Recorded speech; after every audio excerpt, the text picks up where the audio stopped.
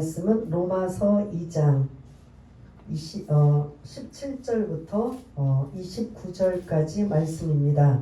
제 성경으로는 신약성경 241쪽에 있는 로마서 2장 17절에서 마지막 절 29절까지 말씀을 다 찾으신 줄 알고 17절부터 함께 읽겠습니다. 시작. 유대인이라 불리는 내가 율법을 의지하며 하나님을 자랑하며 율법의 교훈을 받아 하나님의 뜻을 알고 지극히 선한 것을 분간하며 맹인의 길을 인도하는 자여, 어둠에 있는 자의 빛이요 율법에 있는 지식과 진리의 모본을 가진 자로서 어리석은 자의 교사요 어린아이의 선생이라고 스스로 믿으니, 그러면 다른 사람을 가르치는 내가 내 자신은 가르치지 아니하느냐? 도둑질하지 말라 선포하는 내가 도둑질하느냐? 간음하지 말라 말하는 내가 간음하느냐? 우상을 가증히 여기는 내가 신전 물건을 도둑질하느냐? 율법을 자랑하는 내가 율법을 범함으로 하나님을 욕되게 하느냐? 기록된 바와 같이 하나님의 이름이 너희 때문에 이방인 중에서 모독을 받는도다. 내가 율법을 행하면 할례가 유익하나 만일 율법을 범하면 내 할례는 무할례가 되느니라. 그런즉 무할례자가 율법의 규례를 지키면 그 무할례를 할례와 같이 여길 것이 아니냐. 또한 본래 무할례자가 율법을 온전히 지키면 율법 조문과 할례를 가지고 율법을 범하는 너를 정죄하지 아니하겠느냐. 무릇 표면적 유대인이 유대인이 아니요 표면적 육신의 할례가 할례가 아니니라. 오직 이면적 유대인이 유대인이며 할례는 마음에 할지니 영에 있고 율법 조문에 있지 아니한 것이라. 그 칭찬이 사람에게서가 아니요 다만 하나님에게서니라. 아멘. 오늘 제목 유대인의 착각이라는 말씀을 가지고 함께 은혜를 나누려고 합니다. 여러분들이 계속 우리가 로마서의 말씀을 나누고 있는데 좀 교리적인 말씀이다 보니까 좀 딱딱하고 좀 어렵고 그런 이해하지 못하는 이런 부분들이 있지만, 성경 66권 중에 어떻게 보면 가장 중요한 그런 책을 찾으라면 로마서를 꼽을 수 있다라는 겁니다. 왜냐하면 로마서는 복음서죠. 복음책이기 때문입니다. 복음이라는 걸 뭐라고 했어요? 우리가 1장 1절부터 나누었을 때 복음이 누구예요? 예수 그리스도. 원래 복음은 굿 뉴스예요. 기쁜 소식이에요. 그 기쁜 소식이 누구라고요? 예수 그리스도예요. 그러면 이 로마서는 예수 그리스도의 가난책이에요. 그리고 그러면 왜 예수 그리스도가 1장부터 쭉 지금 나와야 되는데, 오늘도 17절부터 29절까지 읽었는데 예수가 나와요 안 나와요?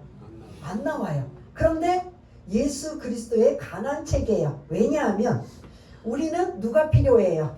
이제 계속 우리가 결론적으로 제가 여러분들이 조금 이렇게 집중해서 이렇게 설교를 또 다시 듣고 하시면 마무리를 뭐라고 하면, 그러므로 우리는 누가 필요하다고요? 예수님이 필요합니다. 주가 필요합니다. 십자가가 필요합니다. 그 예수가 필요하기 왜 필요한지를 지금 1장부터 설명하고 있는 거예요. 그래서 왜 필요한지 한 단어로 말하자면 우리는 뭐하기 때문에? 죄가 있기 때문에 예수가 필요한 거예요. 그래서 그 죄 문제를 우리 스스로 해결할 수 없기 때문에 그런 예수님이 필요한 것이고, 그러면 그 죄가 도대체 무슨 죄이길래 계속 죄를 강조하고 있느냐. 그래서 이 로마서에 등장하는 모든 사람은 두 부류로 나눈다고 했어요. 어떤 부류? 유대인과 이방인. 그러니까 유대인은 이스라엘 사람이에요. 이스라엘 사람과 이스라엘이 아닌 전 세계의 모든 사람들을 뭐라고 한다? 그러면 저와 여러분들은 유대인이에요, 이방인이에요? 이방인이에요. 그래서 이 로마서에는 유대인과 이방인으로 나눠져 있어요. 그래서 유대인과 이방인을 구분하는 조건이 뭐냐? 유대인들은 세 가지를 여러분들이 기억하시면 좋을 것 같아요. 세 가지를 기억하시는데, 첫 번째는 우리는 하나님의 뭐다? 백성이다. 하나님의 백성이다. 언제부터?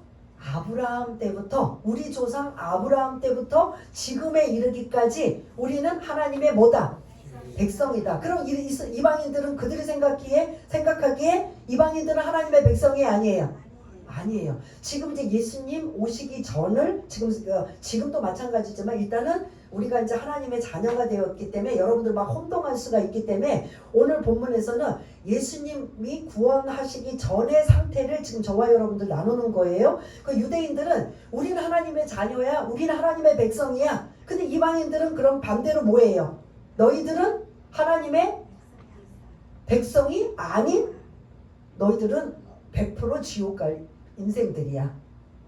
우리가 이전에 예수님이 아니면 유대인들이 생각하는 것처럼 우리는 100% 뭐하는 인생이라고요? 지옥 갈 인생이라는 거예요. 그러면 이들은 스스로 우리는 100% 하나님의 백성이기 때문에 100% 어디 갈 사람이에요? 천국을 보장이 되어 있어.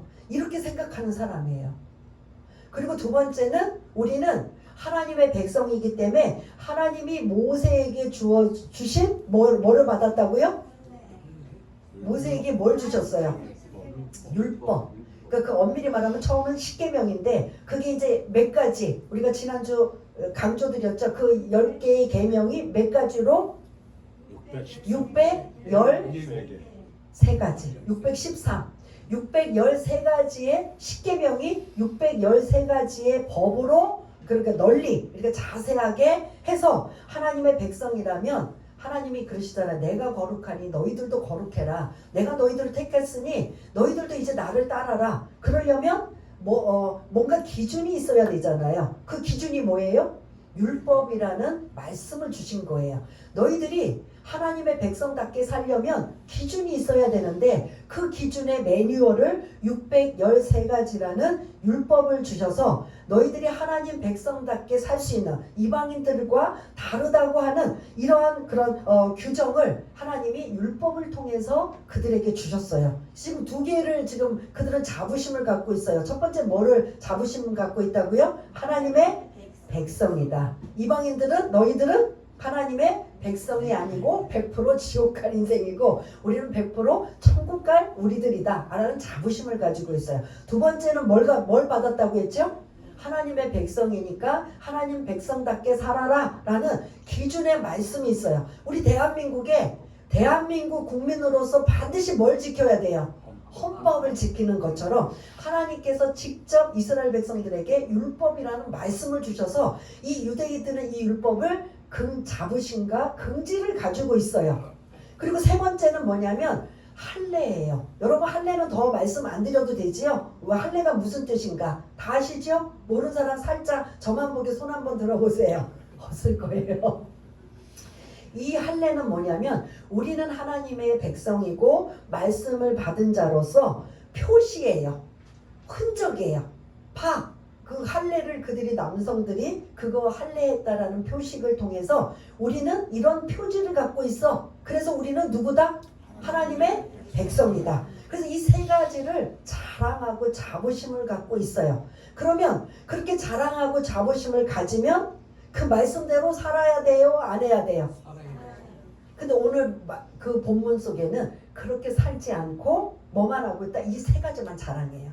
니네 이방인들을 향하여 니네 이거 하나님 백성으로서 니네는 우리하고 지난주 여러분들 잠깐 기분 나쁘게 해드렸잖아요. 제가 유대인이라고 여러분 이방이라고 하면서 막 개 돼지, 유대인들은 이방인들을 개 돼지 취급해요. 그리고 지옥에 무슨 땔감으로도 생각지도 않아요. 그렇게 무시하고 업신여기고 있는 그들은 하나님 앞에 말씀을 받았고 그 다음에 그리고 할례라는 흔적도 가지고 있고 그래서 우리는 이방인 너희들하고는 완전히 비교가 안 돼 라고 자부심과 자랑을 가지고 있어요. 그러면 여기까지만 하나님이 원하시는 게 아니라 하나님은 그 다음 단계 뭐를 원하세요? 자랑만 할 게 아니라 지켜라. 말씀대로 살아라, 행하라, 지켜라. 이거를 하나님은 원하시기 위해서 이렇게 지금 특별히 유대인들을 선택하신 거예요. 근데 유대인들은 지키고 행하고 사는 거는 관심이 없어요. 뭐만 자랑한다. 하나님의 백성인 거. 그 다음 율법을 받은 거. 그 다음 흔적 뭐예요? 할례 받은 거. 요것만 갖고 계속 자랑을 하는 거예요. 그러니 이들에게 사도 바울도 원래 무슨 출신이에요? 유대인이에요? 이방인이에요? 이 로마서를 쓴 사도 바울도 유대인 출신으로서 자기 동족 유대인을 향하여 너희들은 이 말씀대로 살고 있느냐? 라고 시작하는 말씀이 이제 17절을 띄워주는 첫 단어가 문장이 뭐예요? 예? 또 다 같이 한번 시작. 유대인이라 불리는 내가 라고 하면 지금 이게 좋은 뜻으로 지금 시작을 할까요? 아닐까요? 아닌 거지. 지금 제가 말씀드린 게 어떻게 보면 오늘 핵심 다 말씀드렸어요.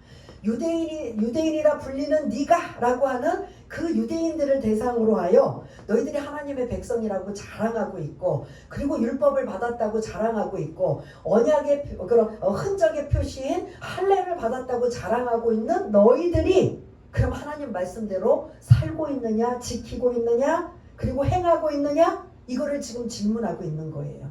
어떻게 보면 저와 여러분들이 여기 말씀에 들어가 있어요. 그리스도인이라고 불리는 뭐예요? 이 지금 첫 문장을 유대인을 빼고 지금 저와 여러분들이 그리스도인이잖아요. 그럼 하나님의 자녀라고 불리는 누구를 말하는 거예요? 여러분 자신들을 향해 나는 그렇게 살고 있는가? 유대인들을 향해 사도 바울이 지금 너희들이 다 하나님께서 이렇게 특혜와 특권을 다 주었는데 그러면 그 말씀대로 지키고 살고 있느냐? 라고 지금 이렇게 쭉 하고 있다면 우리에게도 똑같은 말씀이에요. 예수님 때문에 하나님의 자녀가 되고 그리스도인이라고 불리는 너는 똑같이 하나님의 말씀대로 살고 있느냐? 행하고 있느냐? 지키고 있느냐? 어떻게 보면 우리들을 향하여 또 주시는 말씀이라고 볼 수 있어요. 그러나 1차적으로는 누구를 대상으로 하고 있다? 유대인들을 대상으로 하고 있다. 그러나 결론적으로 이 말씀의 의미는 우리들에게도 해당이 된다라는 말씀을 하면서 시작을 하겠습니다. 그래서 지금 17절부터 20절까지는 쭉 내용이 길지만 그들이 지금 스스로 자랑하고 있는 일들이 뭔지 한번 제가 읽어드릴게. 여러분들은 이제 눈으로 보시면서 이제 PPT를 좀 넘겨주시기 바라겠습니다. 유대인이라고 자랑하는 불리는 네가 율법을 의지하며 하나님을 자랑하고 있느냐? 이들은 지금 율법을 받았고 오늘 이제 이 17절부터 24절까지는 그들이 자랑하고 있는 율법에 관한 부분이고 25절부터 마지막 29절까지는 그들이 자랑하는 할례에 관한 부분을 설명하고 있어요. 그럼 이제 이 17절에서 24절까지의 말씀 중에 너희들이 그렇게 율법 받았다고 자랑했지. 율법은 누가 주신 거예요? 하나님이 원래 누구에게? 모세를 통해서 주신 말씀이 결국은 이스라엘 백성들에게 주셨다는 말씀이에요. 그러면 하나님의 말씀을 너희들에게 직접 준 그 말씀을 받았다고 자랑하는 너희들이 그 말씀을 가진 너희들이 자랑하고 있지 정작 누구를 자랑하진 않아요. 하나님을 자랑하진 않아요. 자기네들의 자부심만 갖고 있어요. 우리는 율법을 받은 사람이야 라고 자랑하고 있지 그 받은 주신 분에 대한 누구를 자랑하고 있다? 하나님을 자랑하지 않는다는 거예요. 18절에 보면 율법의 교훈을 받아 뭐를 알아야 된다? 하나님의 뜻을 알아서 지극히 선한 것을 분별할 줄 아는 이걸 하나님이 원하시고 있는데 그들은 율법을 자랑만 했지 하나님의 뜻을 분별하여서 어떻게 하나님 뜻대로 살을까라고 그들이 노력했다는 거예요? 안 했다는 거예요? 안 했다는 소리예요. 그 다음에 세 번째 19절 그 율법 하나님의 말씀을 가지고 하나님의 말씀을 모르는 자들에게 그 맹인의 길을 인도하는 자요 어둠에 있는 자의 빛으로 하나님이 살라고 주신 율법을 그들은 이렇게 그런 인도하고 빛의 역할을 했다는 거예요? 안 했다는 거예요? 안 했다는 소리예요. 이 말씀대로는 하나도 안 살고 뭐만 자랑했다? 우리는 율법 받은 민족이야. 율법을 받은 백성이야. 껍데기만 가지고 지금 계속 자랑하고 있어요. 알맹이는 알맹이는 뭐예요? 하나님 뜻대로 말씀대로 사는 게 알맹이인데 요 지금 17절부터 20절까지는 알맹이는 싹 빼고 뭐만 자랑하고 있다? 껍데기만 자랑하고 있다. 어떻게 보면 지금 저와 여러분들의 모습이 아닌가. 우리는 유대인이라 불리는 네가 라고 할 때 그리스도인이라고 불리는 너희들 그리고 하나님의 백성 자녀라고 하는 너희들은 말씀대로 살고 있느냐? 나 하나님의 자녀야. 그러니 나는 이제 구원받았기 때문에 나는 이제 100% 구원받아서 이제 삶은 뭐 내가 그냥 뭐 어떻게 살든 뭐 잘 살아야 되겠지만 아직은 내가 그만큼의 그릇이 안 되고 자격이 안 돼서 못 살지만 나는 그래도 하나님의 자녀야 라고 자부심을 가지고 있는 이러한 자들을 향해 똑같이 우리들에게도 주신 말씀을 볼 수가 있는데 20절 한번 읽어볼까요? 시작. 율법에 있는 지식과 진리의 모범을 가진 자로서 어리석은 자의 교사요 어린아이의 선생이라고 뭐라고요? 마지막 문장? 유대인들 스스로 믿고 있어요. 믿고 있으면 뭐 해야 돼요? 그대로 지켜야죠. 말씀들 잘 나오셔서 너무 감사해요. 이렇게 다 알고는 있어요. 지식으로는 알고 있는데 문제는 뭐다? 그렇게 산다? 못 산다? 못 살고 있다는 소리예요. 껍데기만 유대인이고 알맹이는 이방인들하고 똑같이 산다는 소리예요. 그러면서 계속 누구를 향해 손가락질하고 비아냥거리고 무시하고 조롱하는 거예요. 이방인들을 향해. 마치 우리 예수 믿는 사람들이 그리스도인들이 안 믿는 자들을 향해 우리는 너희들하고 달라. 사실은 이 말씀이 똑같은 상황이에요. 우리는 어떻게든 하나님 앞에 택한 백성으로 구원받아서 우리는 이제 천국이 보장되어 있는데 저 세상 사람들은 복음을 전해도 안 받아들이고 저렇게 마음대로 살고 저런 사람들 이제 저 사람들은 결국 지옥행일 거야 라는 이런 좀 단어가 너무 좀 강한 단어를 썼지만 그렇게 생각하고는 우리들 모습이나 유대인들의 모습이나 다를 바가 하나도 없다는 소리예요. 그래서 지금 17절부터 21절까지 알기는 다 알아요. 이렇게 살아야지 이렇게 해야 된다라고 알지만 말씀대로 산다 못 산다 못 산 거의 증표가 21절부터 23절까지 나와요. 5가지로 나와요. 첫 번째 21절에 보면 뭐하는 네가 다른 사람을 가르치는 네가 너는 네 자신을 가르치고 있느냐. 그러니까 우리는 그런 건 잘해요. 남을 판단하고 뭐 가르치고 너 이거 잘못했어 뭐해서 좋은 점 칭찬하고 격려해주고 위로해주고 권면해주는 건 안 하고 지적하고 판단하고 정죄하고 하는 이러한 일들은 계속 지금 저기 지금 빨간불이에요? 히터 안에? 저 계속 지금 빨간 아닌가요? 조명 저거 CCTV 때문에 그런가요? 뭐 빨간 게 저는 뭐 커졌다고. 지금 뭐가 스파크가 일어나는 것 같죠? 꺼주세요. 꺼주세요. 너무 가열됐나? 잠깐만.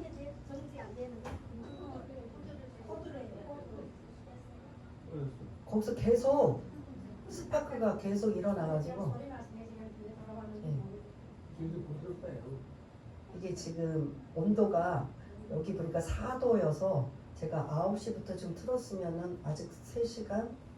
9시가 좀 안 되게 한 3시간 정도 틀었는데 쟤도 수명이 다했는지 하루 종일 틀어도 아무 문제 없었는데 좀 껐다가 이따 좀 계속 그 빨간 게 막 그 안에서 무시하려다가 막 그래서 저 CCTV를 그 위에 CCTV가 있어서 이렇게 반사됐는지 아니면 제가 잘못 봤는지 아무튼 흐름이 끊겨졌는데 오늘 남을 우리는 그렇잖아요. 남을 지적하고 가르치는 건 잘하는데 자기는 그렇게 산다 못 산다. 근데 유대인들이 지금 그렇다는 거예요. 너희들 직접 하나님 앞에 말씀을 받았고 이렇게 말씀대로 살라고 하나님이 주신 말씀인데 그 말씀을 다른 사람에게 기준을 두고 잣대를 두면서 정작 너는 그렇게 살지 못하는 그들을 향해 지금 첫 번째 책망하고 있는 걸 볼 수가 있고 두 번째 내가 라고 나와요. 뭐하는 내가? 두 번째 21절에 보면 도둑질하지 말라 라고 선포하는 내가 놔두세요. 그냥 지금 더우니까 이따 또 나가서 이제 얘기 좀. 도둑질하지 말라 선포하는 내가 뭐 하고 있다? 도둑질하고 있느냐라고 지금 두 번째 그들이 하나님 말씀대로 살지 못하는 두 번째를 책망하고 있어요. 이거를 10계명에 몇 계명을 어기냐면 8계명을 어기고 있어요. 그 다음에 세 번째 22절에 보면 간음하지 말라 하는 내가 뭐 하고 있느냐? 간음하고 있느냐라고 7계명을 지금 어긴 거에 대한 지금 지적을 하고 있어요. 그 다음은 뭐예요? 우상을 가증히 여기는 내가 신전 물건을 도둑질하느냐라는 그런 지금 1계명, 2계명을 지금 10계명의 잘못된 것들을 언급하고 있어요. 23절에 보면 또 뭐가 나와요? 율법을 자랑하는 네가 율법을 범함으로 하나님을 욕되게 하느냐. 그래서 네가 5가지로 지금 말하면서 남을 가르치는 건 잘하면서 너는 그 말씀대로 살지 못하느냐. 그리고 너는 도둑질하면서 도둑질하지 말라고 하고 있느냐. 간음하면서 남을 간음하지 말라고 하고 있느냐. 그 다음에 그런 우상의 신전 물건을 너는 도둑질하고 있느냐라고 율법을 범하고 있느냐. 이 5가지를 통해서 앞에 제가 쭉 설명했던 유대인들의 자부심, 껍데기만 자부심이 있지 그 안에 알맹이 여러분들이 아까 말씀하신 대로 어떻게 살아야 돼요? 말씀대로 살고 말씀대로 순종해야 되는데 지금 23절까지 보면은 뭐 하고 있어요? 말씀대로 살고 있다 못하다. 그러면 너희들이 100% 유대인들을 향해 100% 구원받았다고 자랑하고 자부하는 너희들 구원이 없다라는 소리예요. 너희들도 어디 가운데 있다? 죄 가운데 있다라는 걸 지금 설명하기 위해서 구체적으로 하고 있어요. 아까 제가 처음 말씀드렸죠. 이 로마서는 무슨 책이라고? 복음책. 예수 그리스도에 관한 책이에요. 왜 예수가 우리에게 필요한가? 우리는 뭐이기 때문에? 죄인이기 때문에. 그래서 이방인의 죄는 이미 1장에서 다루었고 지금 2장에서는 이방인만 죄인인 줄 아느냐? 너희들 유대인들도 죄인이다. 이거를 지금 하기 위해서 지금 이 10계명 율법을 가지고 지금 하나하나 5가지를 지금 언급하고 있습니다. 그러면서 24절 그 율법을 너희들이 지키지 않고 자랑하고 자부하는 것 때문에 24절 여러분들이 눈으로 쭉 읽으시면 하나님의 이름을 뭐하는도다? 예? 이게 무슨 뜻이에요?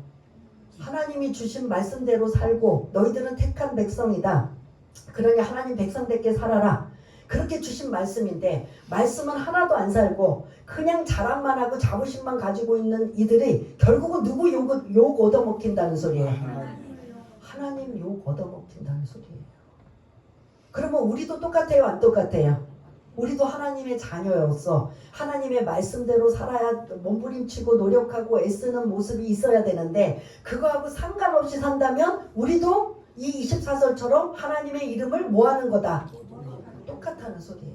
자, 이 예화를 들을까 말까 하다가 너무 이제 오늘 공감되는 부분이라 지금 청문회에 가장 시끄러운 여자분 계세요. 누군지 아시죠? 예, 모르는 사람 있어요? 청문회에 지금 시끄러운 분 아무리 바쁘셔도 아실 거예요. 이해훈. 이 사람이 사랑의 교회 다녀요. 근데 그 사랑의 교회 목사님이 누구라고 이제 밝히지 않아도 아시니까 국회의원이 됐으니까 국회 선교사로 파송처럼 보냈어요. 목사님이 아예 당신은 국회 선교사가 되십시오. 그러면 국회 선교사가 되려면 어떻게 해야 돼요? 말씀대로 살며 때로는 양보도 하고 손해도 보며 예수 믿는 사람의 어떠한 모습들이 나타나야 돼요? 안 해야 돼요? 근데 지금 시끄러운 거 알고 계세요? 모르고 계세요? 그러면 사랑의 교회 목사님이 국회 선교사로 파송한 이분이 선교사에 지금 걸맞게 지금 살고 있어요? 아니에요? 예? 욕을 결국은 누구 욕을 먹는 거예요? 하나님 욕을 먹는. 차라리 국회 선교사나 본인 그런 말이나 하지나 말지.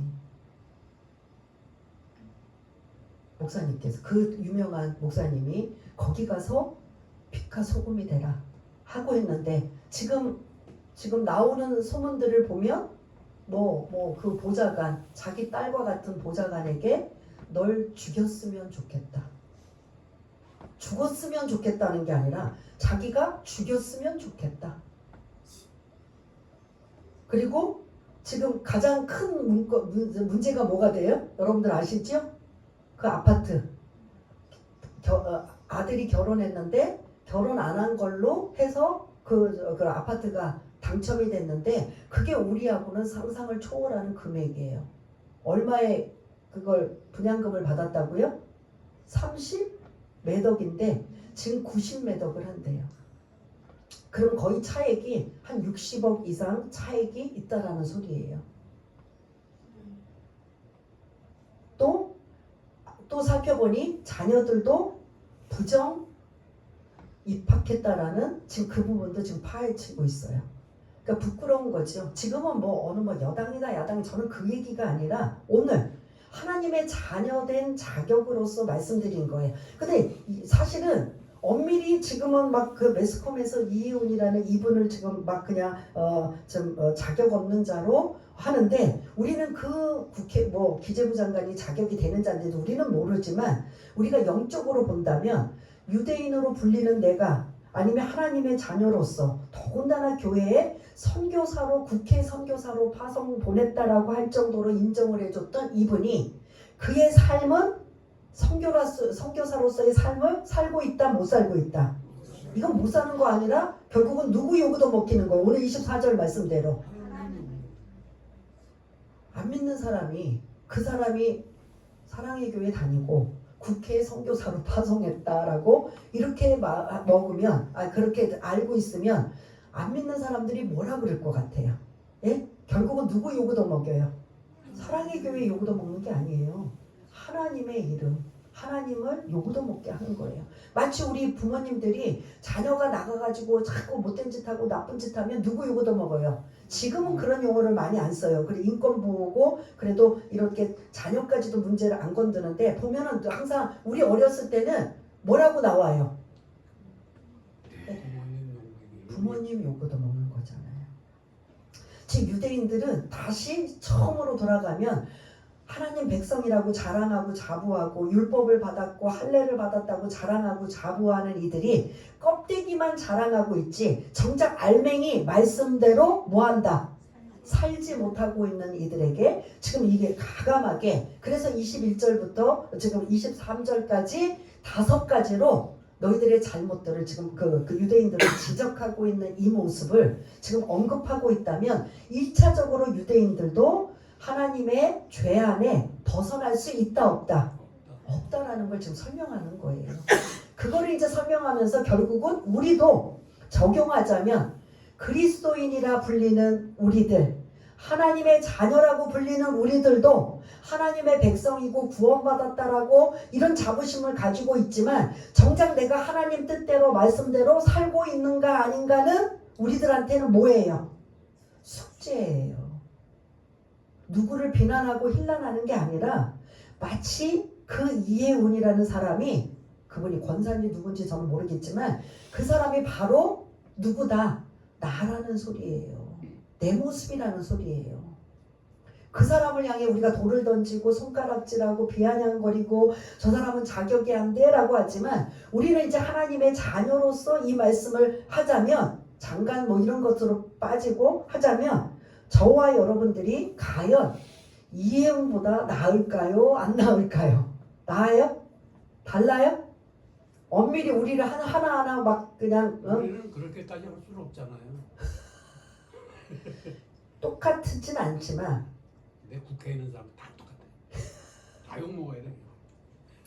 아무튼 이 말씀은 결국 유대인이라 불리는 내가라는 말씀에 사실은 우리 자신을 넣어야 된다라는 거죠. 나는 정말 하나님 말씀대로 살고 있는가, 순종하고 있는가, 행하고 있는가. 이렇게 구원받았다고 턱걸이 구원은 받았는데 나는 정말 주님 앞에 섰을 때 자신만만하게 주님 앞에 설 수 있을까? 한번 우리 자신의 신앙을 점검해 볼 만한 그래서 나는 24절 하나님 내 삶의 모습 때문에 하나님의 영광을 드러내고 있는가? 아니면 하나님의 이름을 뭐하고 있는가? 모독하고 있는가? 이거는 여러분들의 선택이에요. 저는 그냥 저 자신부터 그리고 여러분들에게 던져주는 말씀으로 어떻게 살아야 될지를 생각하게 하는 말씀이라고 볼 수가 있습니다. 25절부터는 이제 뭐가 나오냐면 할례가 나와요. 그들이 그렇게 자랑하는 할례, 그 거룩한 하나님의 백성의 표식, 흔적, 뭐라고요? 그게 뭐라고요? 할례예요. 근데 이제 그게 25절부터 너희들이 할례를 받았다고 자랑하고 있는데 할례를 받았음에도 불구하고 율법을 지키지 않으면 무할례, 할례를 받지 않는 자와 똑같다. 이 유대인들에는 충격적인 말씀이에요. 지금 사도 바울이 25절 한번 읽어볼까요? 시작. 네가 율법을 행하면 할례가 유익하나 만일 율법을 범하면 네 할례는 무할례가 되느니라. 아멘. 할례는 유대인이고 무할례는 이방인을 뜻해요. 그러니까 할례를 받은 자가 율법을 지키면 그거는 당연히 하나님 뜻대로 행하는 거고, 만일 율법을 지키지 않으면 너는 이방인하고 똑같은 취급을 받을 수밖에 없다. 무할례자다. 근데 27절을 보면 뭐라고 26절을 보면 반대의 말씀이에요. 이방인인 무할례자가 율법의 규례를 지키면 그들은 무할례자가 아니고 뭘로 바뀐다고 나와요? 할례 받은 자와 같이 취급해 줄 것이다. 그래, 너희들 그렇게 자랑하고 자부하고 하고 있는 거, 그거 하나님이 인정해 주지 않는다는 소리예요.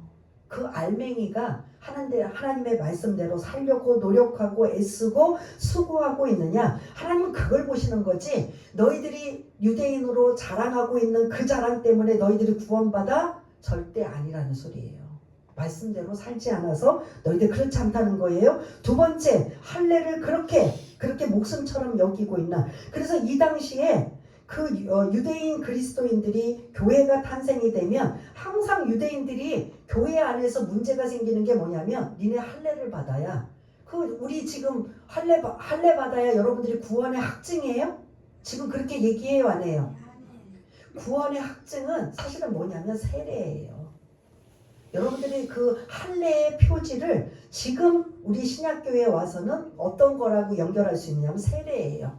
내가 세례를 받았느냐 안 받았느냐에 따라 그게 내가 할례 받은 것처럼 영적인 표시예요.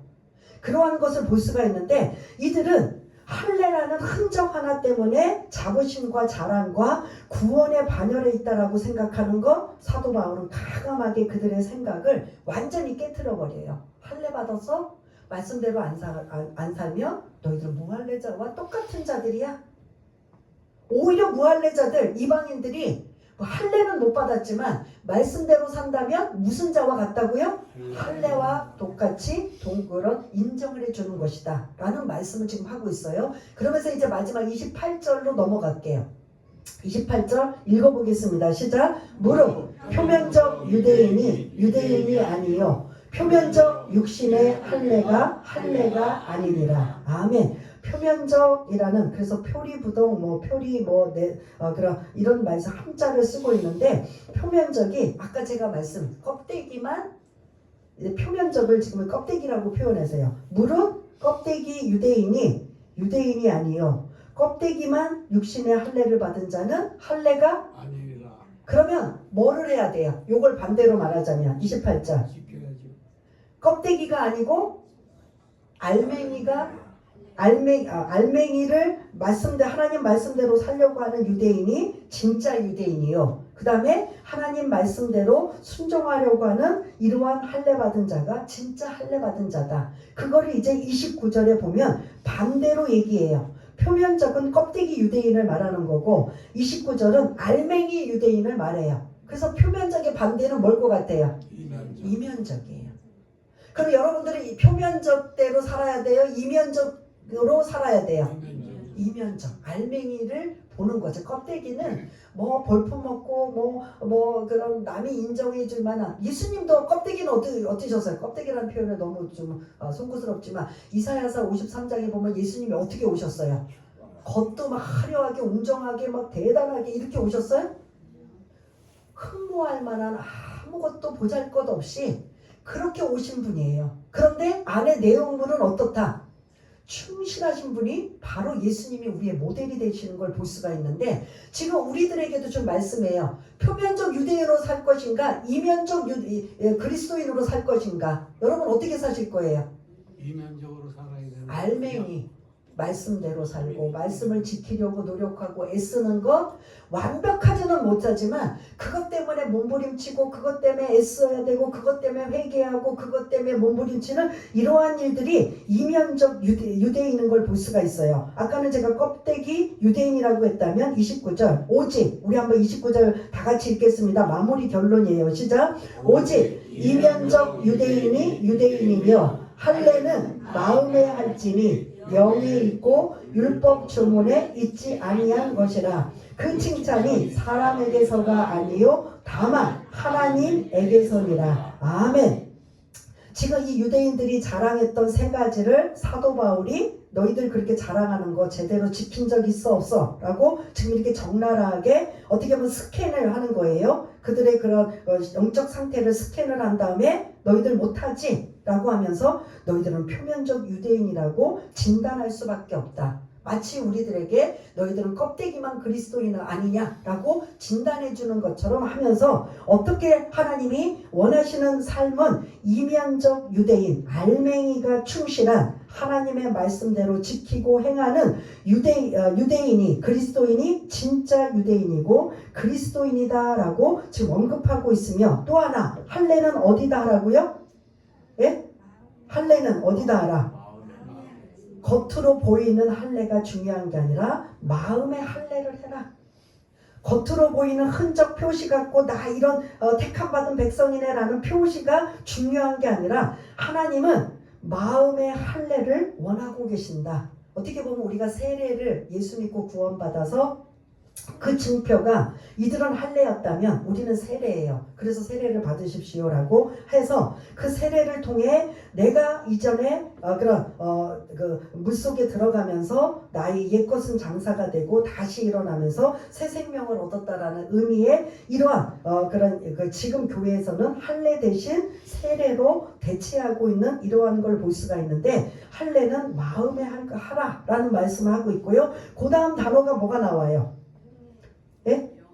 영에 있고 마음에 할지니 영에 있고 율법 조문에 있지 아니한 것이다. 지금 저와 여러분들이 말씀대로 살려고 노력하고 애쓰고, 그리고 마음의 할례를, 마음의 흔적의 표시를 우리 사람들은 모르지만 하나님이 보시고 아셔요. 그런 흔적들을, 이런 모든 것들을 이렇게 살 수 있는 건 반드시 누구의 도움이 필요하다. 29절에 한 단어 29절에 이렇게 이면적 유대인으로 살 수 있고 마음 할례를 겉으로 표시하는 게 아니라 마음의 할례로 살 수 있는 도움의 SOS는 누구만이 할 수 있다? 하나님에게서. 영이지요. 성령님을, 저와 여러분들이 예수 믿고 구원받으면 성령님이 계시다 안 계시다? 어디 계셔요? 이 성전에? 어디 계셔요? 마음에. 여러분 자기 손으로 한번 해보세요. 내 안에 누가 계시다? 성령. 세상 사람들은 안에 성령이 계시다 안 계시다? 지금 여기 계신 모든 분 안에 차별 없이 누가 계시다? 성령이 계시다. 그러면 그 성령님에게 도움을 요청하는 거예요. 하나님, 나 이 유대인들처럼 자랑과 자부심을 가지고 있는데 내가 말씀대로 살지 못하고 순종하지 못하고 지키지 못하는데 누구의 도우심? 성령님의 도우심으로 살기 원합니다. 그 성령님의 도우심으로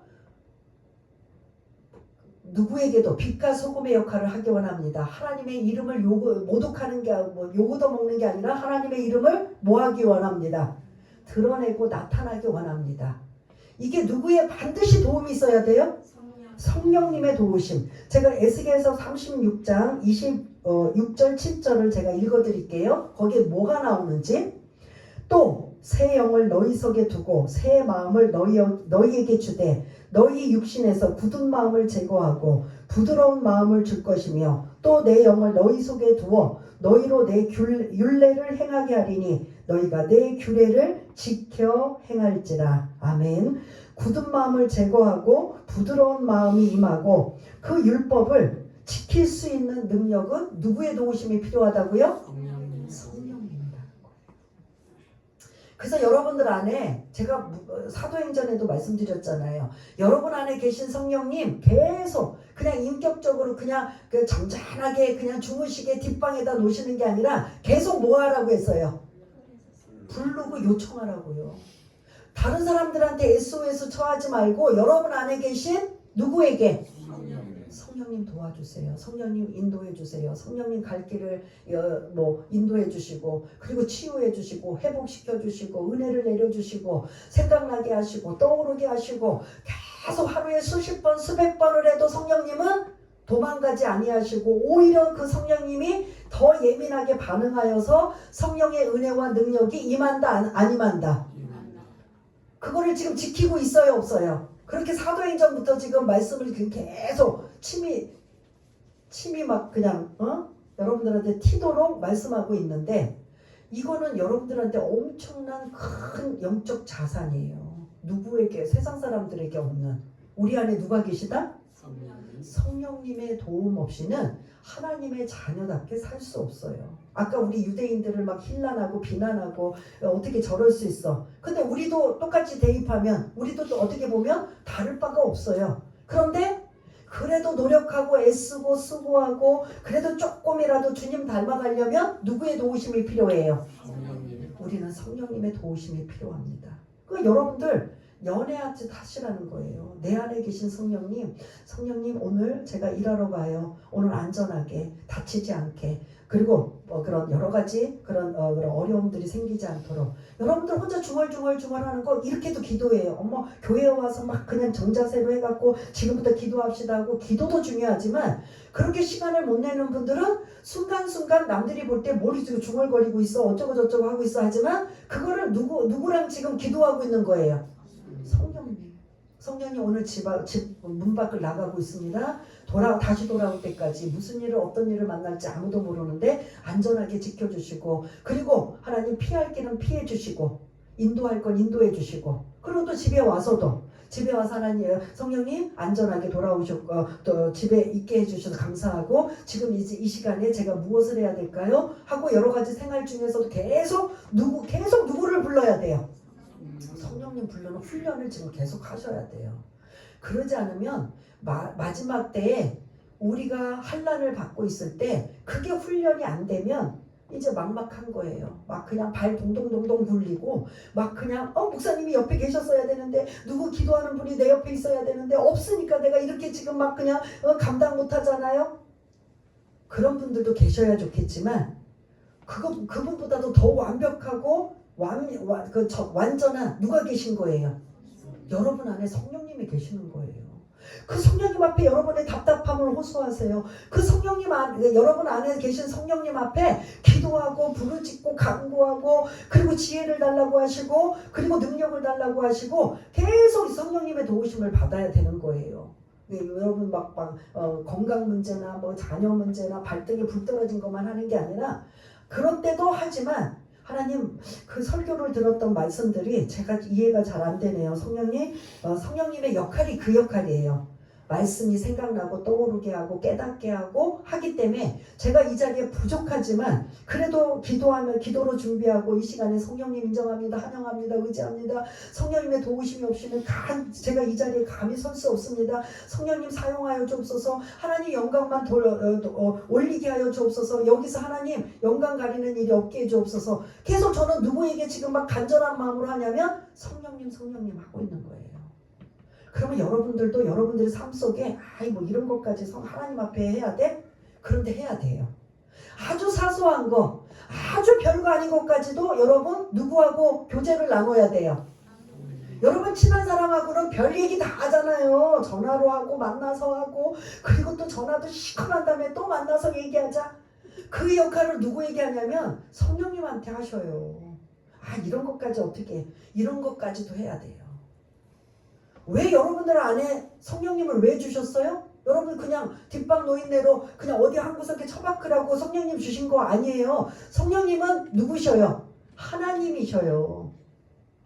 그 하나님을 우리에게 주신 보물이라면 그 보물을 누군가는 정말 가비있게 능력있게 쓰고 어떤 사람은 계속 뭐하고 있어요? 먼지가 날 정도로 한 번도 안 부른다는 게 문제인 거죠. 성령님은 뭐하고 어떻게 바라고 계실까요? 여러분 안에 성령님이 예? 불러달라고. 성령님 저 지금 운전하고 있는데 버스 타고 가고 있는데 전철 타고 있는데 성령님 같이 가시는 거죠? 성령님 동행하고 계시는 거죠? 눈에 보이는 좋은 것이 있으면 성령님 저게 너무 아름답네요. 그리고 하나님 앞에 영광. 안 좋은 게 생기면 성령님 저런 일들은 이제 더 이상 안 생기게 해주세요. 아주 막 그냥 아주 그 단순한 것까지도 계속 그러면 내 안에 우리 안에 계신 성령님이 계속 예민하게 반응하면 성령님이 뭘까지 주시냐면 생각을 주셔요. 지금 빨간불이야. 가면 안 돼. 지금 파란불이야. 가야 돼.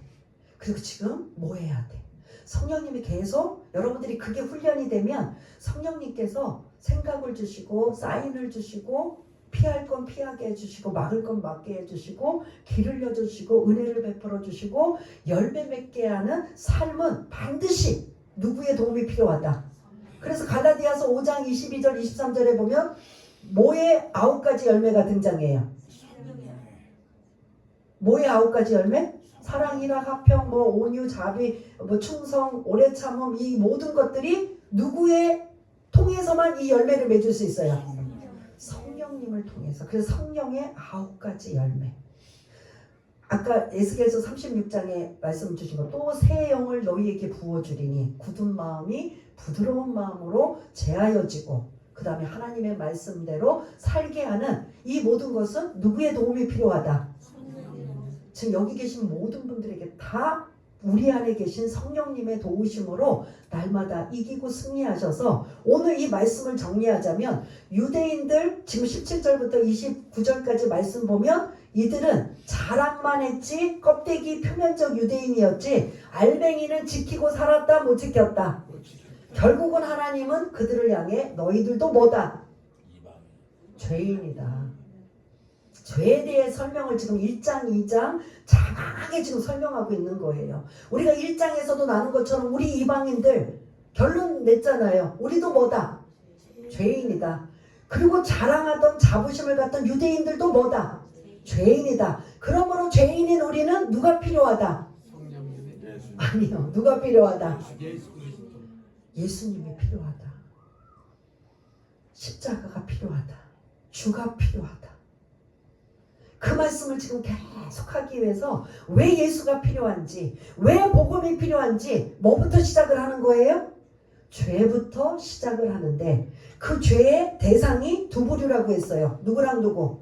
유대인과 이방인들. 그러면 어느 한 부류는 전혀 100% 천국 간다고 자랑하고 자부하고 있는 이들도 결국은 누구다? 유대인들도 죄인이다. 이걸 지금 1장, 2장에 걸쳐서 왜 예수가 필요한지, 왜 복음이 필요한지를 지금 하나하나 쭉 설명하고 있는 엄청 중요한 말씀이에요, 사실은. 아니, 우리 이미 죄인이어서 예수님 구원받았는데 굳이 내가 이 말씀을 또 다시 배워야 돼? 라고 할 수 있겠지만, 왜 여러분들한테 저 지난주에도 말씀드린 것처럼 누군가에게 복음을 전하다 보면 누군가가 질문을 던질 수 있잖아요. 왜 구원받아야 돼? 천국 가려고. 근데 왜 천국 가야 돼? 그러면 뭐가 반드시 나와야 돼요? 뭐가 나와야 돼요? 죄가 나와야 되는 거죠. 근데 죄가 뭔데? 죄가 그럼 어느 거에 기준인데? 그럼 그 죄가 1장과 2장의 말씀들을 그렇게까지 누가 안 물어보면 다행인데, 여러분들 누군가가 전도를 하거나 뭐를 하거나 해서 그 죄가 나오면 이 죄 문제를 그래도 들으신 대로 아는 대로 알려주고, 그래서 우리는 주가 필요합니다. 예수가 필요합니다. 이 얘기가 나와야 되는 거거든요. 우리는 이미 우리 안에 이러한 것들이 지식이 쌓여지고, 그리고 이 지식이 다른 사람들에도 알려줄 수 있으면 전하고 알려주는 거고, 그래서 자꾸 배우고 익히고 써먹으면 자꾸 복음의 양이 자꾸 늘어지고 많아져요. 나는 복음을 전할 수가 없어서 말씀을 몰라서 못 전합니다. 근데 예수 믿으세요는 할 수 있잖아요. 해요 안 해요? 근데 그 예수 믿는 사람, 그 상대방이 왜 예수 믿어야 돼? 예수 믿어야 천국 가.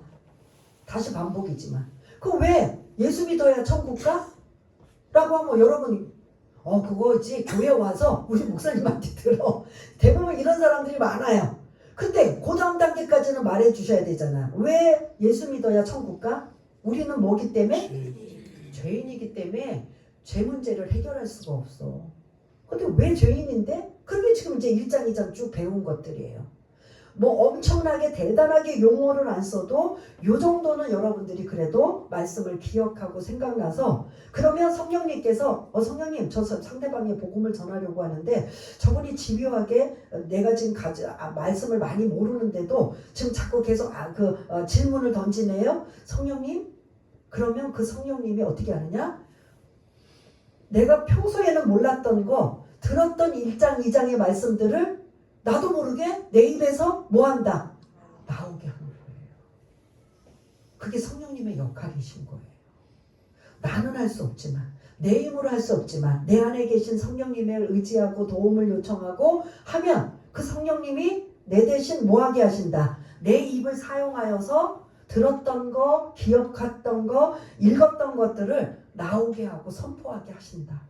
그래서 우리는 반드시 예수님이 필요하지만 이 땅에 하나님의 자녀답게 살려면 누구의 도움이 있어야 돼요? 왜냐하면 주여 주여 하는 자마다 천국에 들어갈 수 있다 없다? 성경에 나와요.